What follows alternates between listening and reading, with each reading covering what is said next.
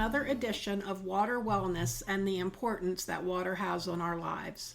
Today, University of Maryland Extension Water Quality Specialist Dr. Andy Lazur is going to talk about PFAS, the forever and everywhere chemicals. So it seems there is more in the news about PFAS. What is PFAS and why are they called forever chemicals? Yeah, Elizabeth, this is a really important topic, and we're hearing so much more about PFAS and the concerns. So PFAS are basically, it's a group of chemicals that have this carbon and fluoride bond, and these products tend to have non-stick type characteristics.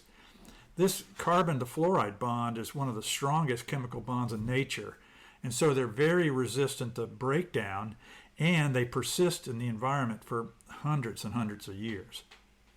Where do we find all these PFAS chemicals? Well, I like to also call PFAS chemicals everywhere chemicals because they are indeed everywhere. There are over 14,000 PFAS compounds that are produced, and they're used in hundreds of products that we use daily.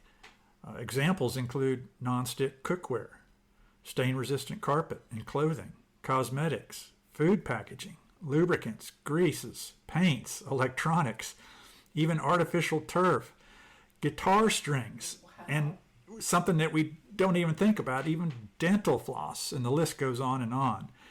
And so when these products are thrown away, they go to landfills or wastewater treatment plants, and then they're found in all of our water, surface water, and even groundwater. This is the water that we drink. PFAS is found in the air we breathe. And most of us even have PFAS in our blood.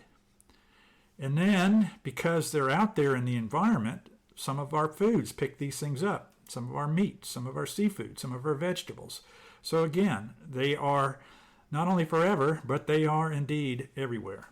Is there a risk to us? Yeah, well, that's obviously something that we're very concerned about. And so there's been a lot of research to show that these PFAS compounds, since they're in our blood, they're in our air, they have been shown to cause low birth weights, decrease fertility and hormonal changes, thyroid disruptant, and several cancers, including prostate, ovarian, and kidney cancer. So, Andy, what can we do to reduce the risk to our health? Well, so I want to say that there is some good news, and that is because there's been a tremendous amount of research going on to help us better understand PFAS, the risks, and how we can actually reduce our exposure. For example, EPA is working to set stricter standards on public drinking water. For drinking water, there are several filters that can be added to your home, to your kitchen sink, for example. And these include things as activated carbon and reverse osmosis.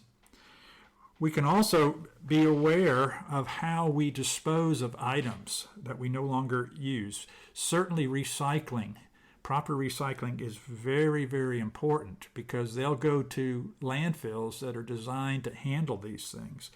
So we can also buy non-PFAS products. That is if they're labeled, and we don't have a requirement that PFAS products have to be labeled. But if you're aware of some of these products, look for things that don't contain PFAS. And there's several websites that offer products that are PFAS free.